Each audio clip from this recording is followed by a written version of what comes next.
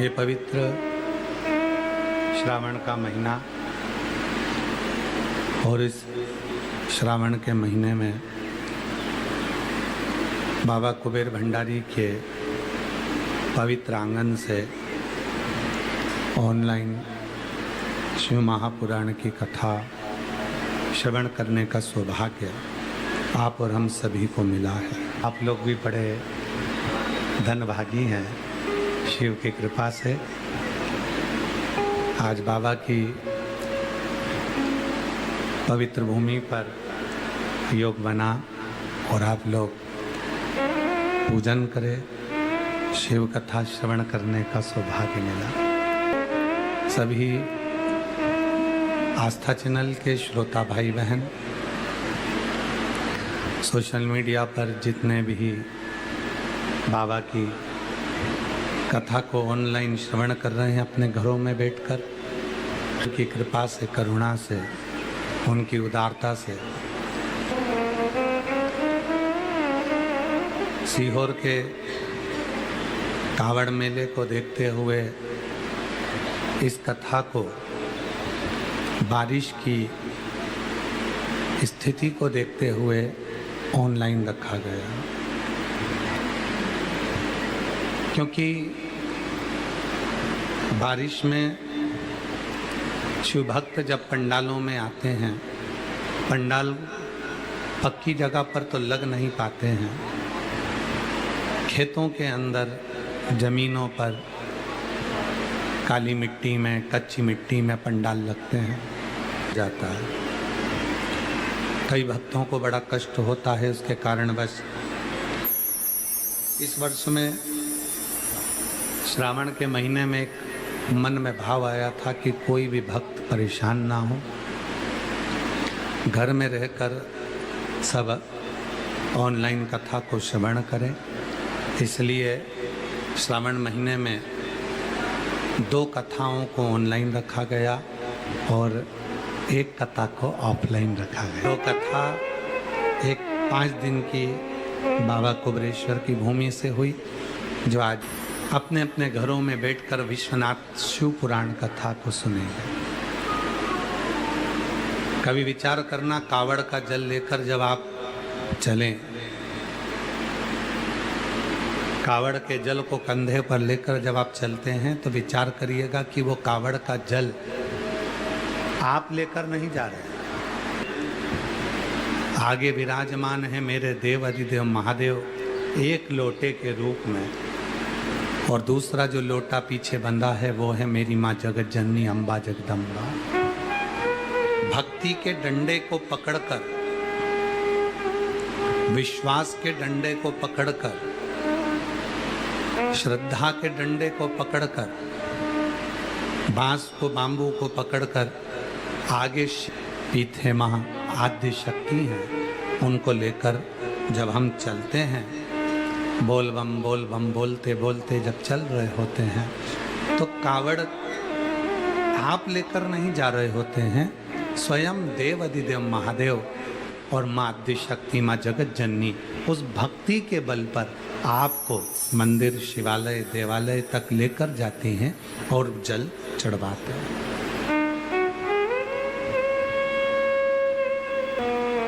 कल कोई कह रहा था कि गुरुजी,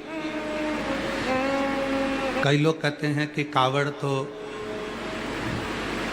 बड़े बड़े उद्योगपति नहीं उठाते, करोड़पति नहीं उठाते, बिजनेसमैन नहीं उठाते, ऐसे व्यक्ति कावड़ उठाते हैं। उनसे कहेंगे जरा सोशल मीडिया पर या न्यूज़ पर देखना, एक ऐसा उद्योगपति जिसके अरबों खरबों रुपए हैं, वो भी हरिद्वार से कावड़ भरकर भगवान देव अधिदेव महादेव को चढ़ाने के लिए फ्लाइट से लेकर गया, कंधे पर कावड़ भरकर।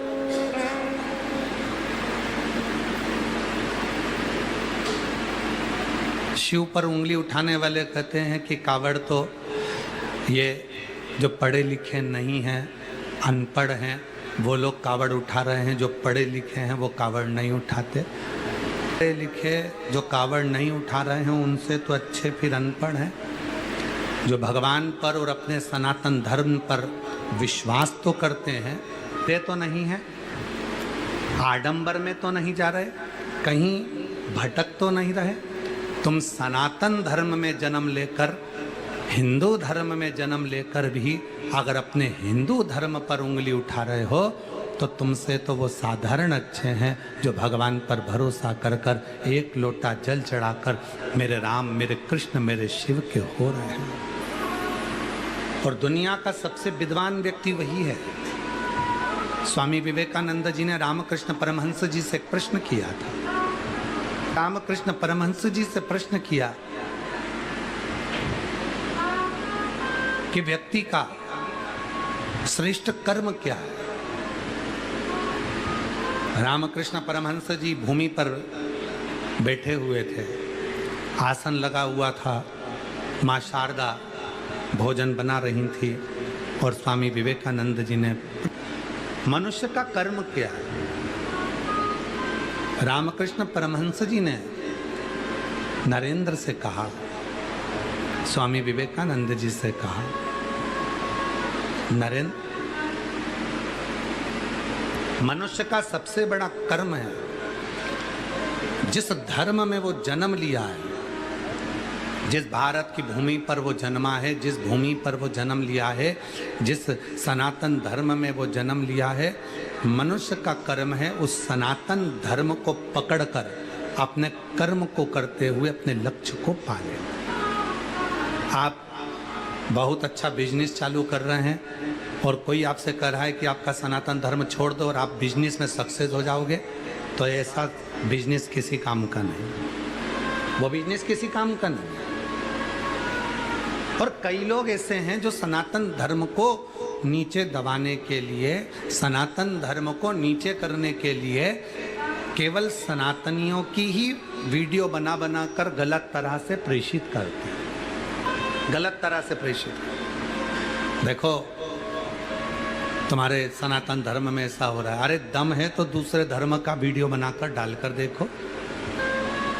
एक उंगली जब हम किसी पर उठाते हैं तो ये 3 उंगलियां हमारी ओर जाती है कि पहले अपने भीतर झांक कर देखो कि अपन कैसे हैं।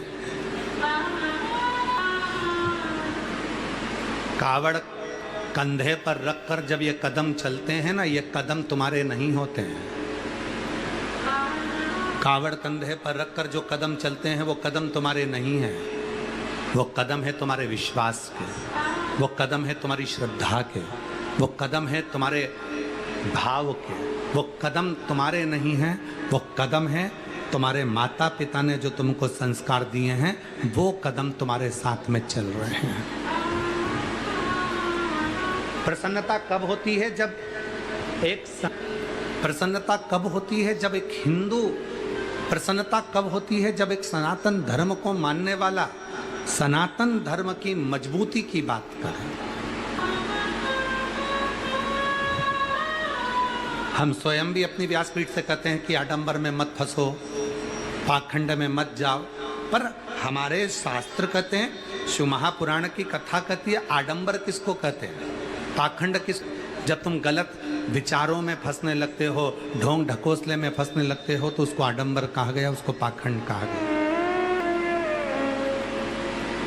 उसको आडंबर कहा गया। पर जब शिव को जल चढ़ाने का नंबर आ जाए, जब राम जी को तुलसी का दल चढ़ाने का नंबर आ जाए, जब भगवान कृष्ण को वैजंती माला चढ़ाने का नंबर आ जाए, जब गंगा का स्मरण करने का नंबर आ जाए, जब यमुना जी की स्वच्छता की बात आ जाए, जब माँ सरयू को प्रणाम करने का नंबर आ जाए, के कंकर को शंकर के रूप में पूजने का नंबर आ जाए, जब माँ गोदावरी के मात्र दर्शन का नंबर आ जाए, जब माँ कावेरी के दर्शन का नंबर आ जाए, उस समय पर तुम्हें ये नहीं विचार करना है, उस समय पर तुम्हें ये विचार करना है कि मेरा धर्म मुझे ये कहता है, कि मेरा धर्म ये मुझे कहता है कि इन पर भरोसा कर कर जिस दिन मैंने भगवान को एक जल चढ़ाना प्रारंभ करा, उस दिन मेरा जरूर, उस दिन मेरा कार्य सफल होगा।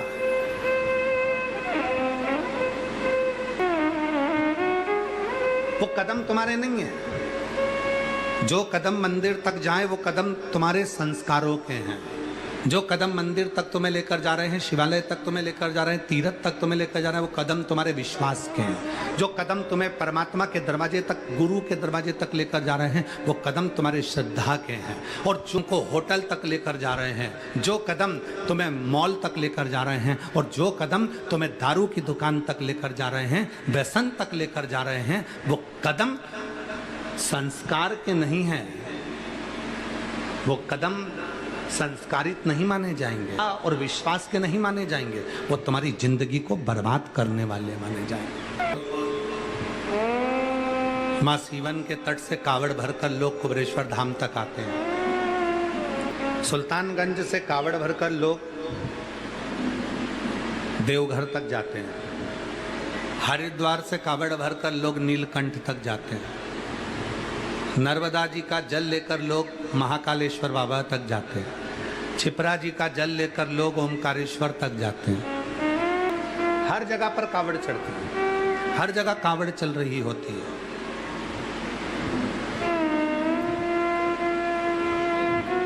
कई लोग भोजन हैं, बड़े बड़े भंडारे चलाते हैं। कोई पोहा बांट रहा होता है, कोई चाय बांट रहा होता है, कोई पानी बांट रहा होता है, कोई कॉफी दे रहा होता है, कोई पानी ही पिला रहा होता है। कोई ऐसा होता है कि उसने केवल कुर्सी लगा दी बैठने के लिए कि आप यहां से बैठते हुए निकल जाना। और कई लोग ऐसे भी होते हैं कि ये सोचते हैं कि ये तो हमारे यहाँ आए थोड़ी ना है, ये तो मंदिर जा रहे हैं, ये तो बाबा के दरवाजे जा रहे हैं, ये तो नीलकंठ जा रहे हैं, ये तो देवघर जा रहे हैं, ये तो कुबेरेश्वर धाम जा रहे हैं, ये तो हमारे थोड़ी ना है। कई लोग ऐसे भी हैं और ये विचार करते हैं कि भगवान मुझे इतना देना कि मुझे संपदावान बनाना, वैभववान बनाना और मुझे संपदा देना। भगवान भी विचार करता है, तेरे दरवाजे के सामने से इतने शिव भक्त निकल कर चले गए और तेरे द्वारा एक चुल्लू पानी तक नहीं पिलाया गया, तो अगले बार तेरे दरवाजे पर ये अन्न, ये जल, ये धन, ये वैभव, ये सत्ता, ये संपदा टिकने वाली नहीं। और कई ऐसे हैं जो निरंतर सेवा में लगे हुए हैं। दिया है उसने, और भगवान जब दे, भगवान जब करुणा करे, भगवान जब कृपा करे, भगवान जब तुम्हारे हाथों में दे, तो प्रयास करना। हमने देखा है जब कथा होती है तो गरीब से गरीब एक साधारण सी भी स्त्री अपनी झोली में 2 रोटी लेकर आती है, थोड़ा सा लेकर आती है, थोड़ी सी चटनी लेकर आती है, और वो अपनी अड़ोसन पड़ोसन को भी भाग दे देती है। उसको क्या मिल रहा है, उसको क्या प्राप्त हो रहा है,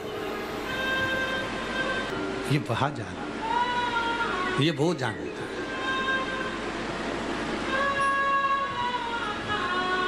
शिव कथा कह रही है, कावड़ चढ़ाने में तुम्हारे कदम नहीं चल रहे हैं, तुम्हारा विश्वास चल रहा है। कावड़ चढ़ाने में तुम्हारे कदम नहीं चल रहे, तुम्हारी श्रद्धा चल रही है। कावड़ चढ़ाने में तुम्हारे कदम नहीं चल रहे, तुम्हारा विश्वास, तुम्हारी दृढ़ता, तुम्हारी श्रद्धा, तुम्हारे माता पिता के संस्कार चल रहे हैं। और कावड़ चढ़ाने में तुम्हारे कदम नहीं चल रहे, तुम्हारे संस्कार और सनातन धर्म की ऊर्जा चल रही है, ऊर्जा चल रही है।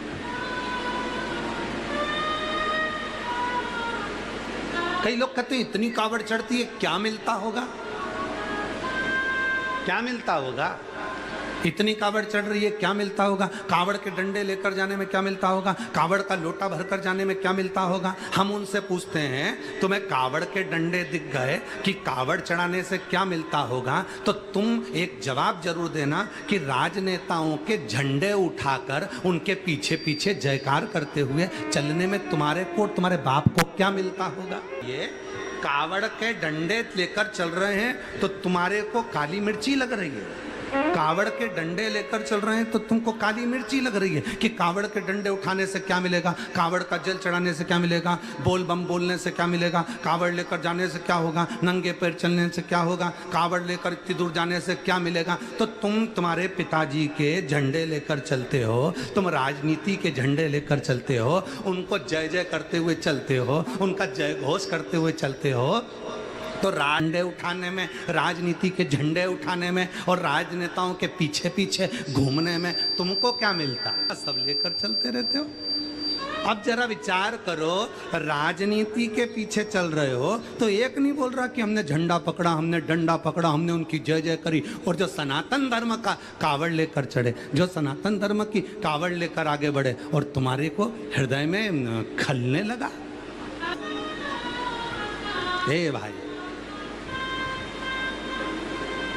क्या देगा, क्या प्रदान करेगा, ये वही जानता है। क्या प्रदान करेगा ये वही जानता, वही जानता, तुम नहीं जान सकते। इसलिए निवेदन है, कावड़ चढ़ाने वालों पर, शिव को एक लोटा जल चढ़ाने वालों पर, भगवान राम के दर्शन करने वालों पर, भगवान कृष्ण के दर्शन करने वालों पर, तीर्थ यात्रा करने वालों पर, भगवान की भक्ति में डूबने वाले पर उंगली उठाना बंद करो। पहले अपने गिरबान में झांक कर देखो, वो तो भगवान के लिए डंडा उठा रहे हैं, वो तो भगवान के लिए कावड़ उठा रहे हैं, वो तो भगवान के लिए लोटा भर कर जा रहे हैं। तुम लिए जा रहे हो, किसके लिए डंडा उठा रहे हो, किसके लिए झंडा उठा रहे हो? एक राजनेता के लिए, एक राजनीति के लिए? क्या मिल रहा है?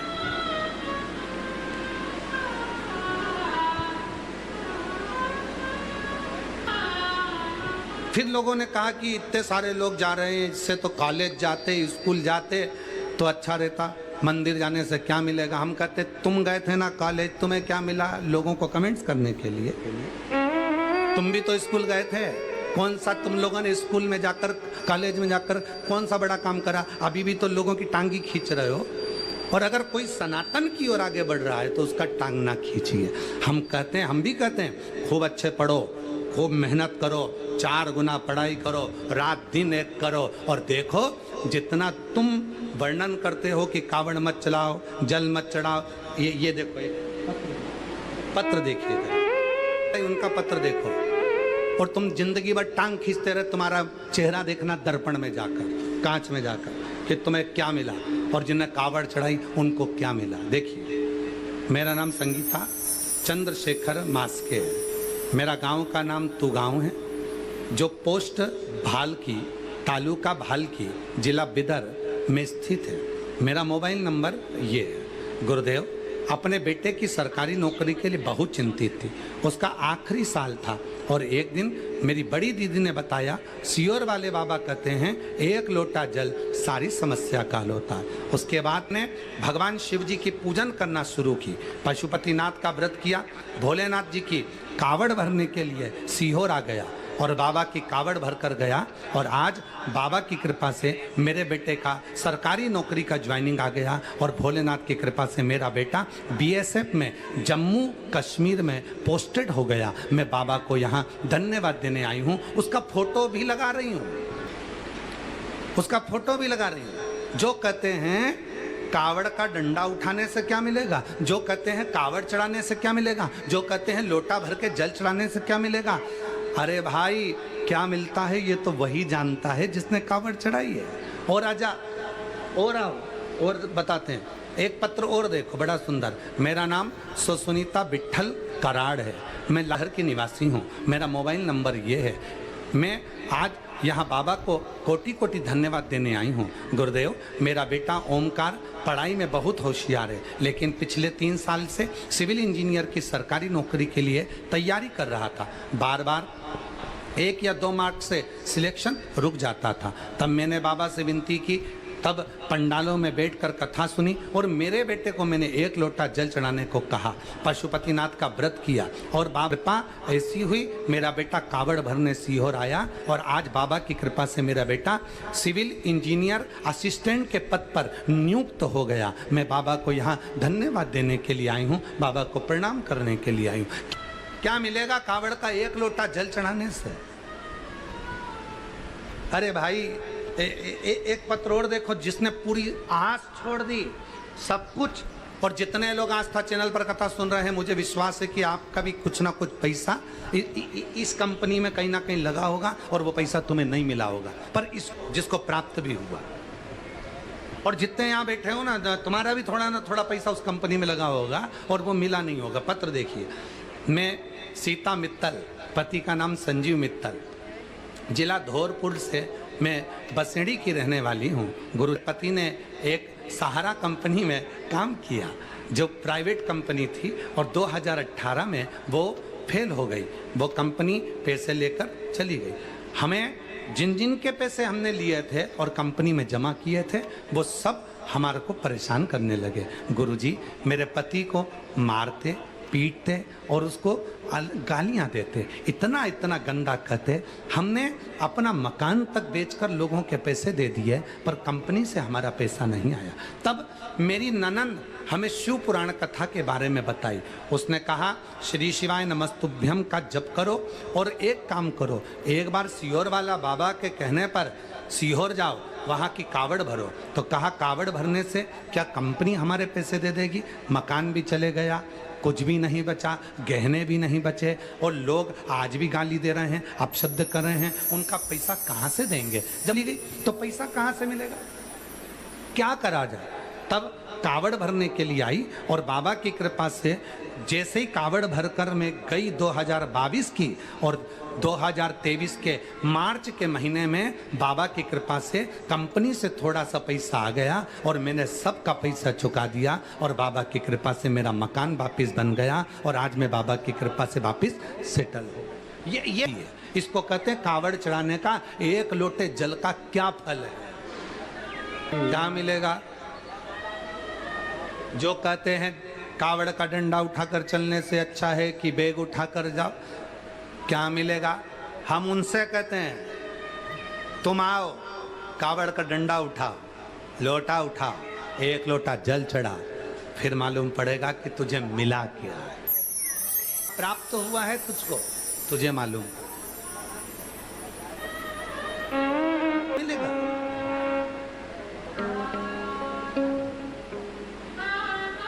क्या प्राप्त हो? अरे भाई आचार विचार सत्कार और प्यार, चार चीजें हैं। आचार विचार सत्कार और प्यार, ये चार चीजें जहां पर होती है वहां सब कुछ होता, सब कुछ। विचार सत्कार और प्यार, आप जहां हो ये विचार कर रहे हो कि मैं जो भी कर्म कर रहा हूं वो श्रेष्ठ है और कर्म करूं और परमात्मा को समर्पित कर कर करूं। मैं जो भी कर्म कर रहा हूं वो श्रेष्ठ है और कर्म करूं और परमात्मा को समर्पित कर कर करूं। भगवान का भजन करूं और समर्पित कर कर करूं। क्यों ना मिलेगा? कैसे ना मिलेगा?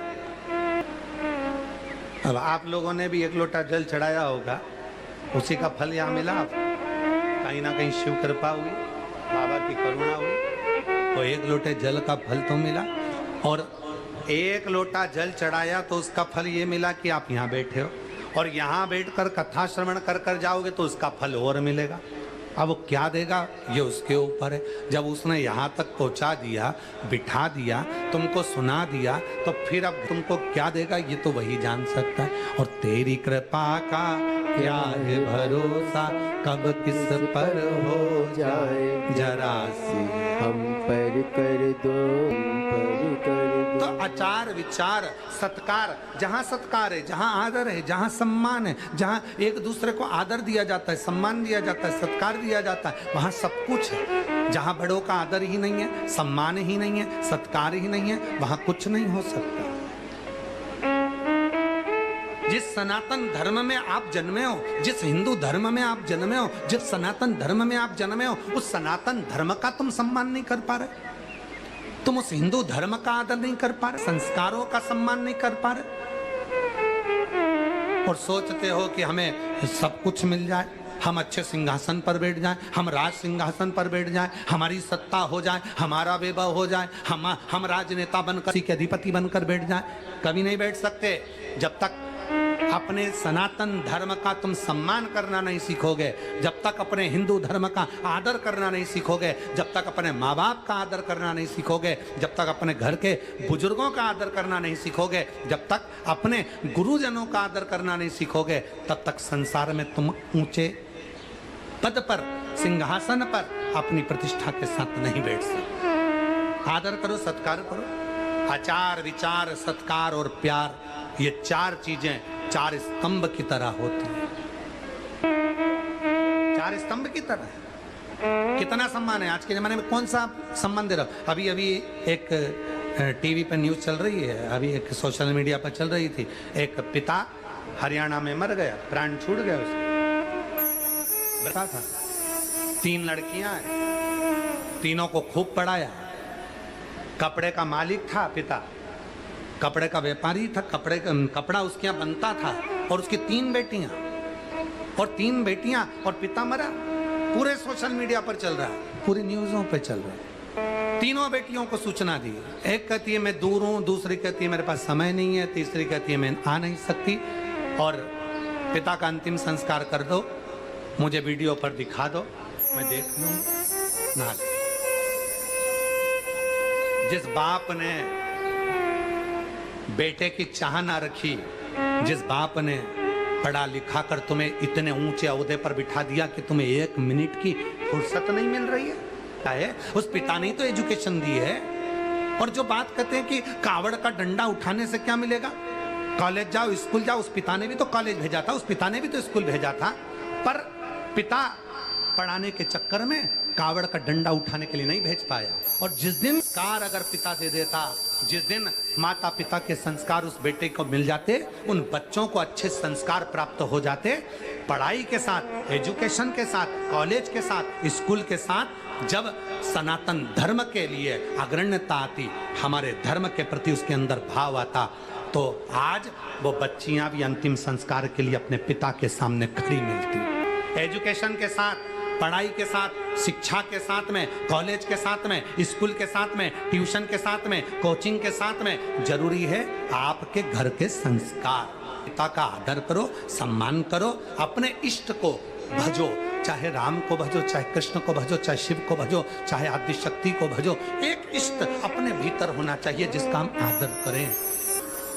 और इस चरित्र को देखकर जितने सोशल मीडिया पर इस रील को देखकर थू थू कर रहे हैं, अपशब्द बोल रहे हैं, उनसे कहना है अपशब्द कहना बंद करो इस रील को देखकर, बंद करो इस रील को देखकर।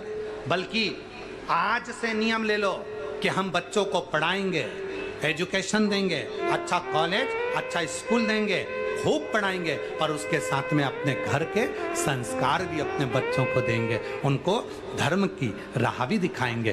क्यों? अगर बच्चों में कॉलेज और स्कूल के साथ थोड़ी सी भी धर्म की राह होती है तो वो माता पिता कभी वृद्धाश्रम की सीढ़ी नहीं चढ़ते। जिनके बच्चे संस्कारित होंगे, संस्कारवान होंगे, दिलाओ बच्चों को कार दिलाओ, दिलाओ बच्चों को खूब कार दिलाओ, पर कार दिलाने से पहले बच्चों को संस्कार दिलाओ। बच्चे बेच कर खा जाएंगे और संस्कार दिलाओगे तो बच्चे कारों की लाइन लगा देंगे। संस्कार दिलाइए। और वो संस्कार की कमी यही दिखा रही है। जब हमारे घरों में संस्कारों की कमी होती है तब पिता वृद्धाश्रम में पड़ा रहता है और प्राण छोड़ देता है। इंदौर की एक घटना थी जब माँ फ्लैट में पड़ी रही और 3 दिन तक नहीं मालूम पड़ा कि वो मर चुकी, और बच्चों को कहा तो आने को तैयार। आपके संस्कार। कई लोग आते हैं कहते गुरुजी लव जिहाद चल रहा है,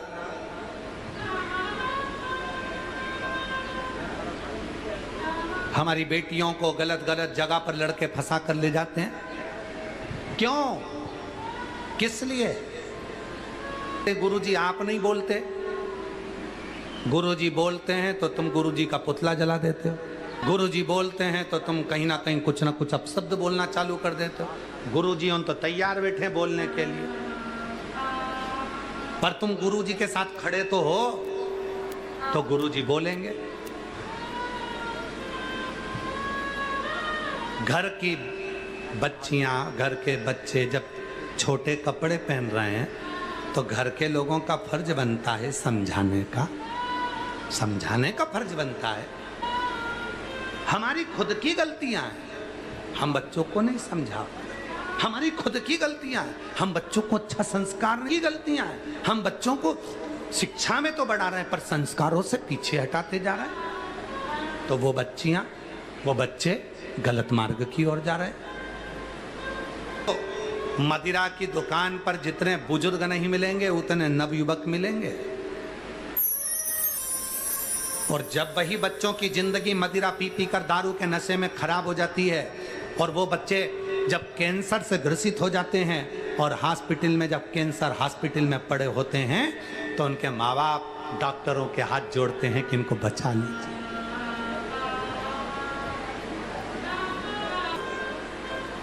क्यों व्यसन की ओर जाना? हरियाणा पुलिस हो, पंजाब पुलिस हो, मध्य प्रदेश पुलिस हो, छत्तीसगढ़ पुलिस हो, राजस्थान पुलिस हो, उत्तर प्रदेश पुलिस हो, उत्तराखंड पुलिस हो, संपूर्ण भारत की जितनी पुलिस है अभियान चलाती है नशा मुक्ति के लिए। हाथ जोड़ती है आपके कि नशे की लुत में गाड़ी ना चलाइए, नशा कर कर गाड़ी ना चला। कितना कहती है नशा छोड़ो, नशा छोड़ो, नशा छोड़ो, फिर भी वो बच्चे गलत मार्ग पर जा रहे। कारण क्या है? हमारे संस्कार नहीं मिल पा रहे। हमारा सनातन धर्म का क्यों? क्योंकि आप तो सनातन को तो आडंबर समझने लगे हो। हम उनको श्रेष्ठ मार्ग नहीं दे पा रहे, हम उनको श्रेष्ठ मार्ग तक लेकर नहीं जा पा रहे। सत्कार ये तीसरे नंबर पर है, आचार विचार सत्कार चौथे नंबर पर प्यार, तीसरे नंबर पर है सत्कार। बच्चों को मोबाइल दिलाओ, हम भी कहते हैं दिलाओ, आज का समय पढ़ाई के लिए बहुत जरूरी है। ऑनलाइन पढ़ाई होती है, बच्चे उसमें पढ़ते हैं। बच्चों को मोबाइल दिलाओ, मना नहीं है, पर बच्चों से कहना कि मोबाइल पर बात हमारे सामने कर दो। जब बात करते करते बच्चे छुपकर रात को मोबाइल चलाने लगे, छुपकर बात करने लगे, तुम्हारे साथ बैठे बैठे तुम्हारे सामने से उठकर बाहर निकलकर चुपचाप से बात करने लगे, तो समझ लेना कि अब बच्चे गलत मार्ग की ओर चल दिए, गलत मार्ग की ओर जा रहे। मोबाइल दिलाओ, अच्छी कंपनी का दिलाओ, अच्छा दिलाओ। बच्चों को लैपटॉप लगता है तो लैपटॉप दिलाओ, बच्चों को एजुकेशन के लिए जो लगता है सब अच्छा करो। बच्चे तुमसे छुपकर लैपटॉप चलाने लगे, वही बच्चे तुमसे छुपकर मोबाइल चलाने लगे, और वही बच्चे छुपकर बात करने लगे, माँ बाप के सामने बात करने में उन्हें डर लगने लगे। समझ लेना कि गलत मार्ग की ओर जा रहे।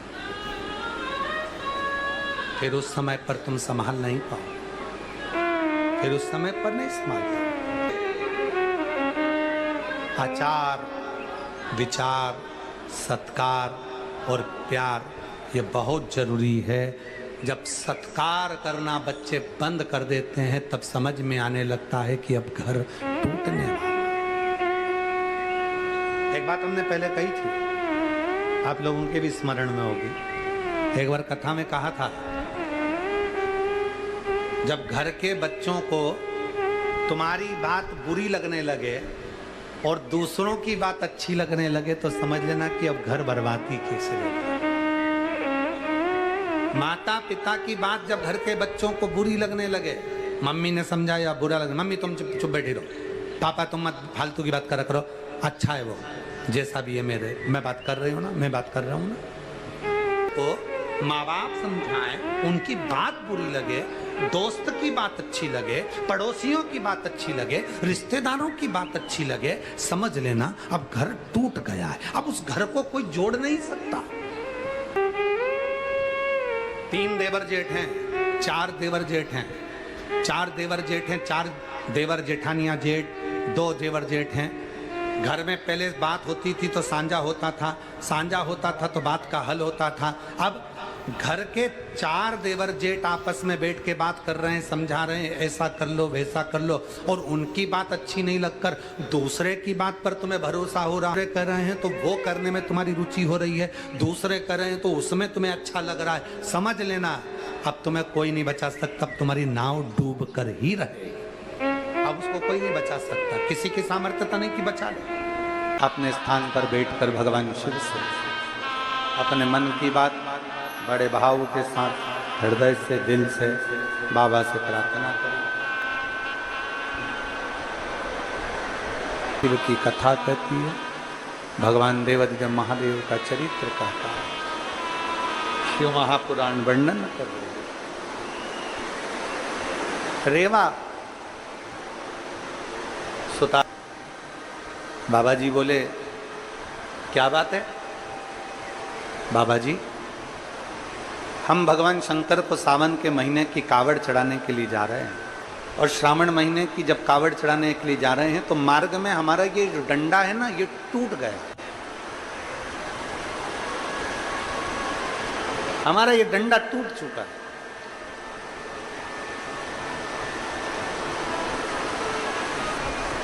हमारा कावड़ का डंडा टूट गया है बाबा जी।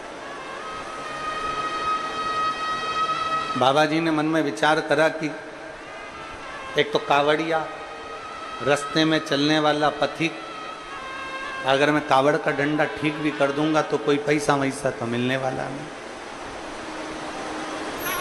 कोई रुपया धेला तो कुछ मिलेगा नहीं। फिर भी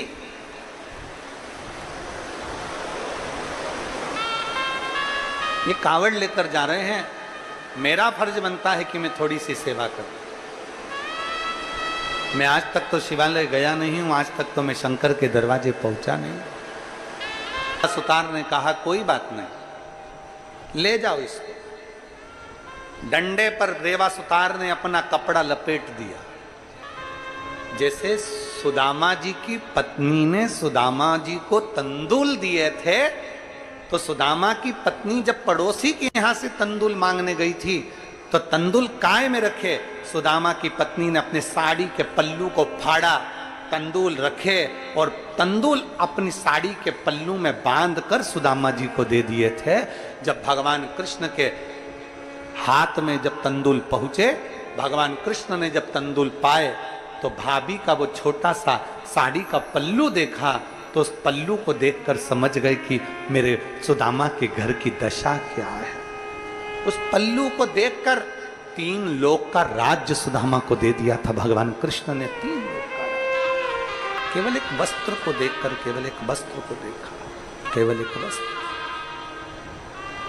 रेवा सुतार ने अपना पल्लू, रेवा सुतार ने अपने तन का कपड़ा बांधा और तन का कपड़ा बांध कर रेवा सुतार ने दे दिया। डंडा हाथ में लेकर कावड़िया चला।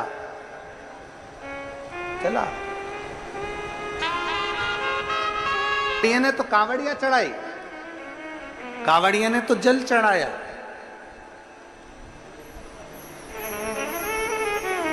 रेवा सुतार को कोई काम नहीं मिला, कोई काम। रेवा सुतार को कोई काम नहीं मिला। अगर जिंदगी में बन सके, पहले भी कहा आज फिर कहते हैं, कहीं शुभक्त कथा सुन रहा है, उसको मुख झूठा कराते बन जाए। अगर भगवान ने आपकी सामर्थ्यता रखी है तो अपने साथ में कुछ रोटी पूड़ी सब्जी कुछ भी घर से, खिचड़ी पोहा घर से बना कर ले आओ, भले एक डब्बे में लेकर आ जाओ, 5 लोगों का मुंह झूठा कराओ, पर कराओ जरूर, उसका फल बहुत मिलता है। वाला जल लेकर चल रहा है, बोल बम बोल बम बोल बम बोल बम बोलते बोलते चल रहा है, अविरल भक्ति धारण कर कर जा रहा है। शिव के द्वार, तुम्हारे दरवाजे के सामने से अगर कोई कावड़िया निकल रहा है, बन सके तो उसको पानी पिला दो, बन सके तो उसको सहयोग प्रदान कर दो, बन सके।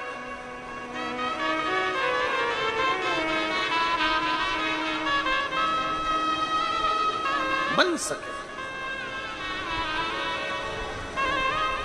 दर्शन करो।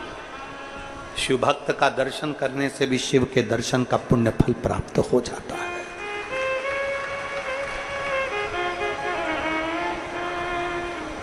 शिव के दर्शन का फल प्राप्त हो जाता है, एक शिव भक्त के दर्शन का कर्मात्र कर लेने से।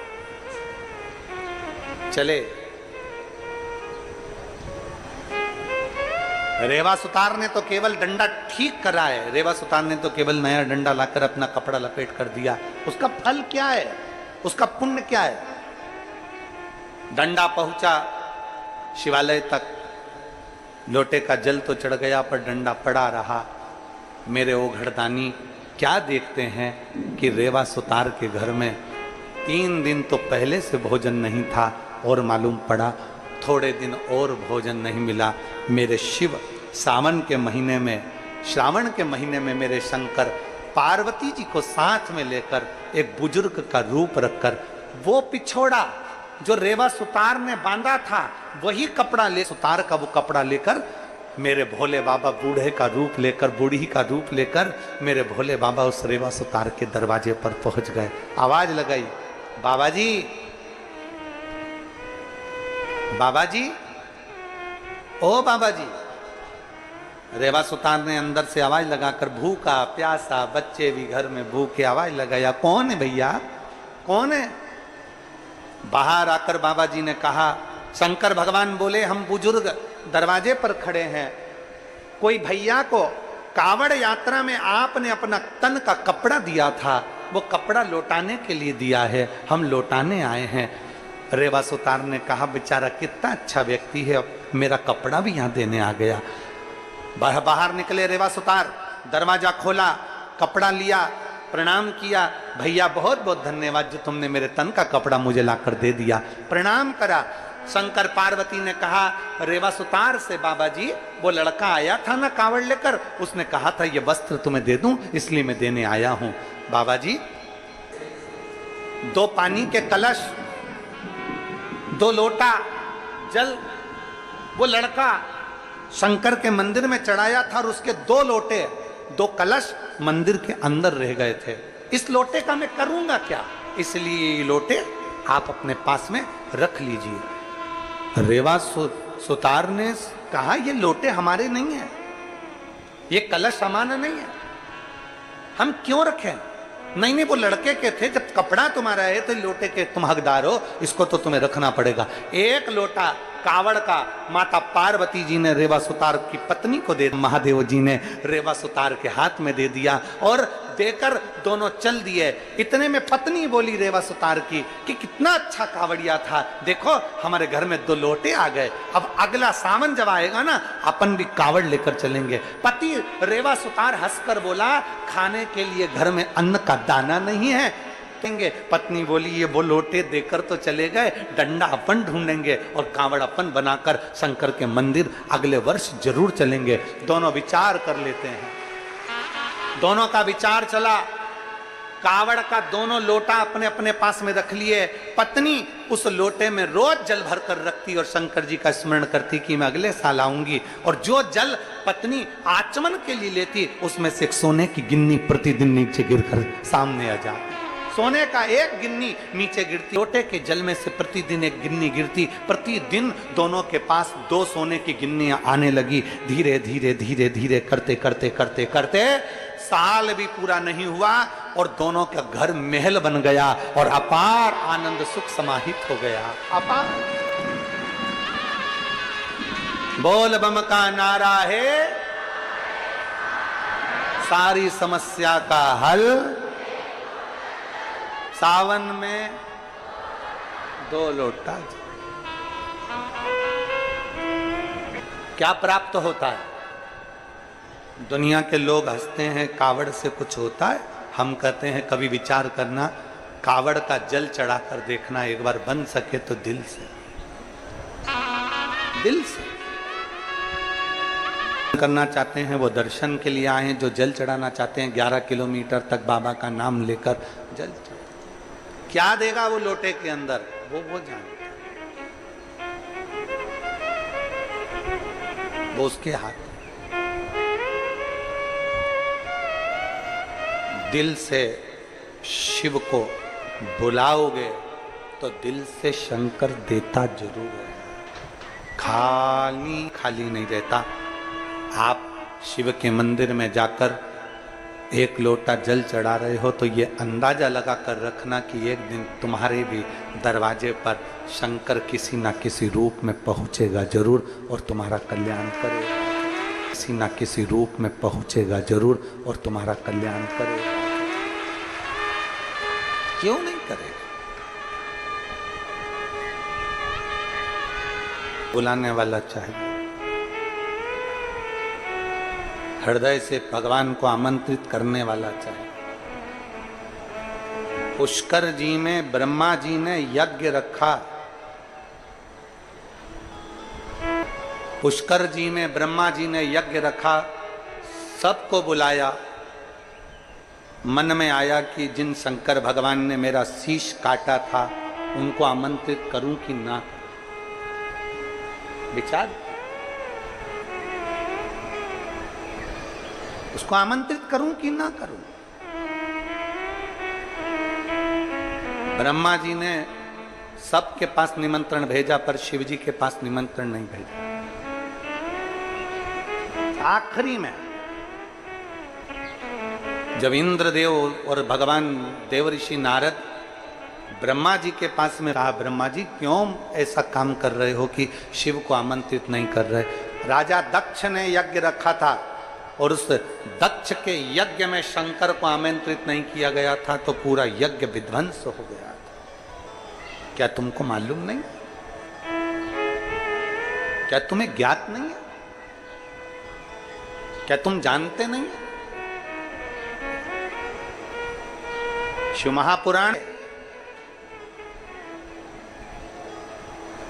भीतर से अच्छे बनो, बाहर से तो अपने आप तुम अच्छे दिखने लगोगे। जब भीतर से अच्छे नहीं हो पाओगे तो बाहर से भी श्रेष्ठ नजर नहीं। अपने भीतर हम कितना अच्छा कर सकते हैं, हम जनमानस के लिए कितना कल्याण कर सकते हैं, हम जनमानस के लिए कितना श्रेष्ठता कर सकते हैं, ये अपने ऊपर निर्भर करता है। ये पत्रों का ढेर लगा हुआ है, बहुत सारे पत्र हैं। आज हम पत्र थोड़ा कम पढ़ रहे हैं, उसका कारण ये है कि पानी गिर रहा है ना, और पत्र पढ़ेंगे और तुम लोग यहाँ उठकर आओगे और तुम्हारी जगह पर कोई दूसरा बैठ गया तो फिर झगड़ा करोगे, इसलिए हम पत्र ही नहीं पढ़। शिव तत्व है। ब्रह्मा जी ने सबको बुलाया, शिव जी के पास में पत्र नहीं गया। भगवान ओगरदानी के पास में कोई सूचना नहीं गई कि ब्रह्मा जी के यहाँ पुष्कर जी में यज्ञ है। शिव जी के पास कोई सूचना, कोई सूचना। अच्छा हो बुरा हो जैसा भी हो, शंकर की सूचना, शिव महापुराण की सूचना, या शंकर का कोई पूजन हो, शिव का कोई अभिषेक हो, शंकर का यज्ञ हो, शिव का आनंद हो, तुम्हारे घर में कोई अच्छा कार्य हो रहा हो, सन से कितना भी झगड़ा हो, तुम्हारे रिश्तेदारों से कितना भी झगड़ा हो, तुम शादी में भले किसी को बुलाओ चाहे मत बुलाओ, वो अपनी जगह पर है। पर तुम्हारे यहाँ अगर कोई धार्मिक कार्यक्रम हो रहा है तो किसी से कितना भी झगड़ा है उसको भी निमंत्रण जरूर पहुंचाओ कि हमारे यहाँ धार्मिक कार्यक्रम।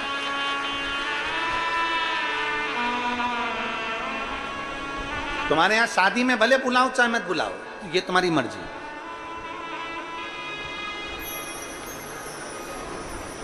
तुम्हारे बच्चे के विवाह में किसी को बुलाओ चाहे मत बुलाओ, तुम्हारी मर्जी है। हो रहा है तुम्हारे घर में, तुम्हारे गांव में, तुम्हारे नगर में, तुम्हारे शहर में, तुम्हारे क्षेत्र में, तुम्हारे खेड़े में अगर कोई धार्मिक आयोजन हो रहा है तो जरूर सूचना दीजिए, जरूर। मैं भाग्य दिया इस कथा के माध्यम से, ये हमारे ऊपर कहीं शिव की कृपा, कहीं शिव की उदारता हो रही है।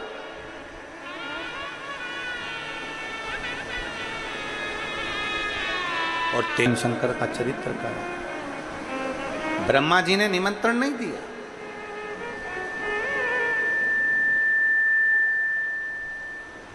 भगवान ब्रह्मदेव ने निमंत्रण नहीं पहुंचाया, पर इंद्रदेव ने देवऋषि नारद के कहने पर भगवान ब्रह्मा जी से विनती करी, आपसे निवेदन है पिता। देवऋषि नारद भी कह रहे हैं, देवऋषि नारद भी विनती कर रहे हैं, आपसे निवेदन है आप शिव को निमंत्रण दें। हाँ, तुम जानते नहीं हो, शंकर भगवान ने काल भैरव को प्रकट कर कर मेरा शीश कटवा दिया था। तुम जानते नहीं हो, शंकर भगवान ने काल भैरव को प्रकट कर कर मेरा शीश कटवा दिया था। और तुम कहते हो कि पुष्कर में यज्ञ हो रहा है, तुम्हें शिव को बुलाओ, शिव को आमंत्रित करो।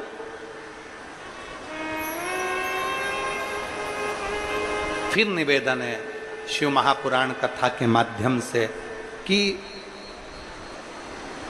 बदला लेने की भावना मत रखो। पुराण कहती है कि खुद को बदलने की भावना रखो।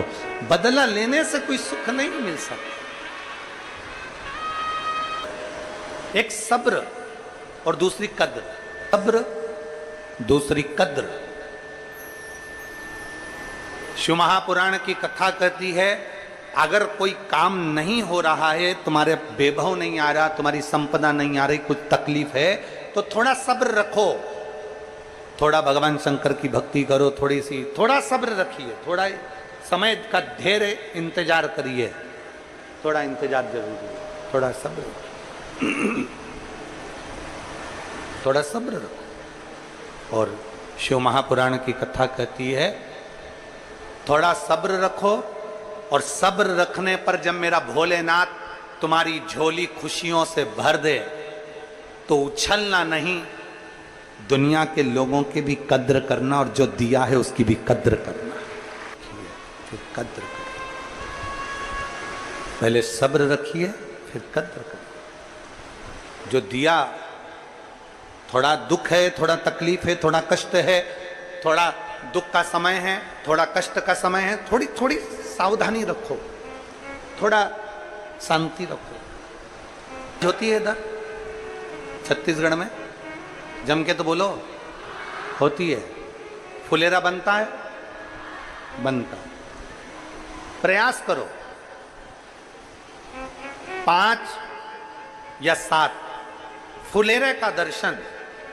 आप हरतालिका तीज का व्रत करते हैं, नहीं करते हैं, आप हरतालिका तीज करते हैं, नहीं करते हैं, आपके परिवार में हरतालिका तीज होती कि नहीं होती, आपके यहाँ हरतालिका तीज का पूजन होता कि नहीं होता, उससे कोई मतलब नहीं।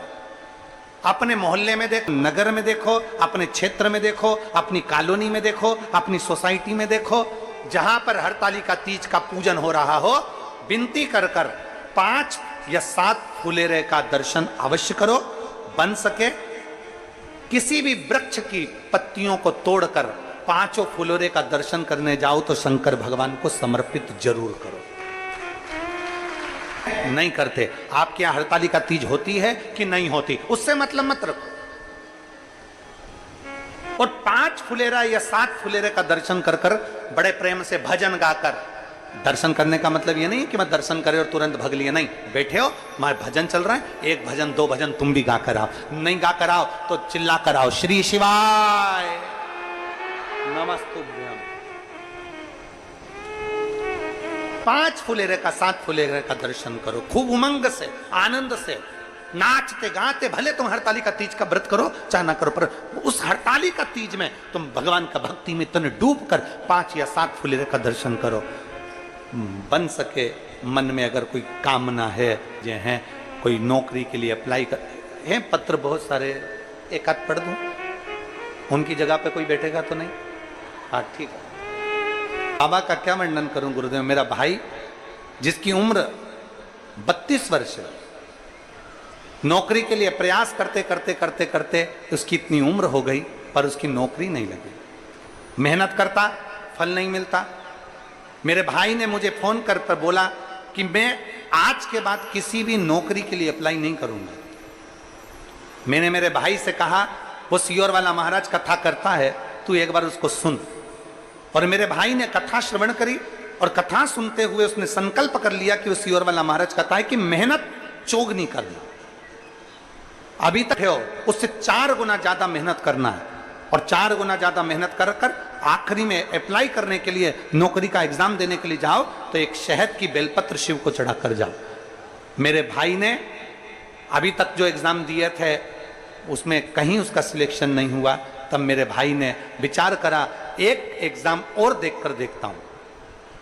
और फरवरी के महीने में मेरे भाई ने एग्जाम दिया, और फरवरी के महीने में एग्जाम दिया, और उसने चौगनी मेहनत करी, जैसा आप कहते हो कि चौगनी मेहनत के साथ फिर आज मेरा भाई शिक्षक पद पर विराजमान हो गया। मैं बाबा को धन्यवाद देने के लिए आई, उसकी गवर्नमेंट जॉब लग गई है। बाबा जब देता है तो छप्पर फाड़ कर देता है। शिव तत्व की प्राप्ति से जब हम विश्वास के साथ, एक भरोसे के साथ, एक दृढ़ता के साथ शिव की आराधना करते हैं तो क्यों ना मिले, क्यों ना प्राप्त हो। बस आपका विश्वास दृढ़ होना चाहिए, आपका भरोसा दृढ़ होना चाहिए। विश्वास और भरोसा दृढ़ होगा तो शिव क्यों ना मिले, कैसे ना प्राप्त हो।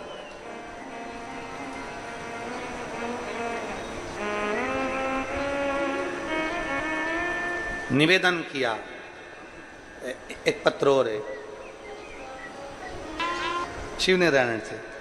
मेरी पत्नी चांदनी पांडे, उसके शरीर में एक गांठ हो गई थी। डॉक्टर ने उसको ऑपरेशन का कह दिया था और डॉक्टर ने कहा था यह ऑपरेशन होने के बाद गांठ का जांच भी होगा, ये सब बोल दिया था। हम लोग घबरा गए। घबराकर हमने विचार करा करें क्या।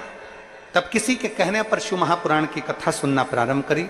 सीहोर गए, वहां से रुद्राक्ष लाए, उस रुद्राक्ष को तांबे के कलश में गलाते, शिवजी को आचमन करते। डॉक्टर ने तो ऑपरेशन की तारीख निकाल दी, पर हमने डॉक्टर साहब से तारीख मंगी 1 महीने बाद की। डॉक्टर कह रहे थे शीघ्र से शीघ्र ऑपरेशन होना है। बाबा की कृपा का क्या गुणगान करूं गुरुदेव। हमने शंकर पर चढ़े हुए जल को नंदी के पास बैठकर आचमन करना पीना प्रारंभ करा और बाबा की कृपा से दूसरी बार जब ऑपरेशन के लिए जांच हुआ तो मालूम पड़ा कि उनकी गठान पूरी गल चुकी थी। मैं बाबा को धन्यवाद देने के लिए एग्जाम नहीं दूंगा, पर विश्वास के साथ में फिर एग्जाम दिया और आखिर में शिक्षक पद पर गवर्नमेंट जॉब में लगा है। हिम्मत नहीं हारना। कहीं के महाराज से पूछोगे तो कहेगा तेरा ग्रह बेकार चल रहा है, सरकारी नौकरी नहीं लगेगी। कोई कहेगा वास्तु दोष है, कोई कहेगा काल सर्प दोष है, कोई कहेगा ये दोष है, कोई कहेगा वो दोष है। हमें दुनिया के चक्कर में नहीं पड़ना, हमें तो हमारे शंकर की शरण में जाना है। जब एक बार वो शंकर के ऊपर एक लोटा जल मेरे देव अधिदेव महादेव को चढ़ाने लगते हो तो सारे ग्रह अपने आप अनुकूल हो जाते हैं। के चरणों में नहीं है। ऐसा कौन सा ग्रह है जो शिव के चरणों में विराजमान नहीं है। एक लोटा जल जब हम देव अधिदेव महादेव को चढ़ाते हैं तो सारे ग्रह अपने आप अनुकूल होते चले जाते हैं, अपने आप। दुनिया के लोगों के चक्कर करो, वैसा करो, ये करो, वो करो, भटका देंगे। शिव के चरणों में जाइए, शंकर के द्वार जाइए, एक लोटा जल समर्पित करिए। दुख की घड़ी है तो भी जाओ और सुख की घड़ी है तो भी जाओ, उसकी चौखट ना छूटे। ब्रह्मा सबको बुलाया पर शिव ने समझाया, देवऋषि नारद ने समझाया, इंद्रदेव ने समझाया कि देखो हो गया जो होना था। नहीं, शंकर भगवान ने मेरा सिर काटा था, शिवजी ने मेरा सिर काटा है, इसलिए मैं बुलाऊंगा नहीं। भगवान समझाया समझाया, तब समझाने पर तब जाकर मन में भाव उत्पन्न हुआ कि मैं शिव को आमंत्रित करता हूं, शिव को आमंत्रित कर। पत्र भेजा, भगवान देव अधिदेव महादेव के यहां सूचना पहुंची। भगवान शंकर के दरवाजे पर खबर पहुंची। भगवान देव अधिदेव महादेव के पास सूचना गई कि पुष्कर जी में ब्रह्मा जी यज्ञ रखे हैं। पुष्कर में ब्रह्मा जी यज्ञ रखे? हाँ, शंकर भगवान ने सोच लिया कि इन्होंने ब्रह्मा जी ने बुलाया तो है मुझे, पर दिल से नहीं बुलाया। लोग शंकर जी पे जल तो चढ़ाते हैं, पर कई लोग ऐसे हैं कि वो सिर की उतारते हैं कि सियोर वाला महाराज बोलना, पर दिल से नहीं चढ़ा। दिल से तो चढ़ा, हृदय से तो चढ़ा। शिव के द्वार जाओ तो दिल से जाइए।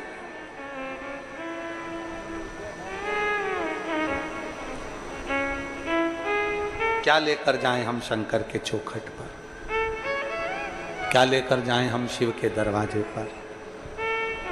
शिव महापुराण की कथा कहती है किसी भी देवी देवता के यहां जाओ, उसको जो अच्छा लगता है वो लेकर जाओ, मना नहीं है। सारे देवी देवता के यहाँ जाओ, उनको जो अच्छा लगता है वो लेकर जाओ। देवी को सुहाग सामग्री अच्छी लगती है तो सुहाग सामग्री ले जाओ। किसी को 56 भोग अच्छा लगता है तो 56 भोग तो पीताम्बर ले जाओ। किसी को धन अच्छा लगे तो धन ले जाओ।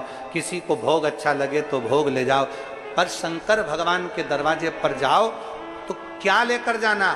सारे देवी देवता को जो अच्छा लगता हो वो लेकर जाओ, पर शंकर भगवान के दरवाजे पर अगर जाना तो अपना दिल शंकर को समर्पित करने के लिए लेकर जाना। वहां वस्तु नहीं, वहां हृदय चाहिए। अजय, स्वाद सामग्री अच्छी लगे वो ले जाओ, किसी देवता को कोई फूल अच्छा लगे वो ले जाओ, किसी देवता को पीताम्बर अच्छा लगे वो ले जाओ, किसी देवता को जो अच्छा लगे वो ले जाओ। पर शंकर को, शिव को क्या चाहिए? शंकर की प्रियता क्या है? शिव की प्रियता क्या है? कि मुख में हो राम नाम, राम सेवा हाथ में, तू अकेला।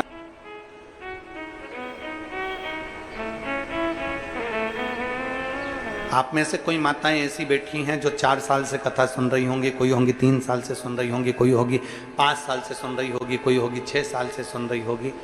पुरानी से पुरानी कथा को भी निकाल लेना। YouTube पर कथा डली हुई है, पुरानी से पुरानी कथाओं को निकाल लीजिए, पुरानी से पुरानी कथाओं को देख लीजिए, पुरानी से पुरानी।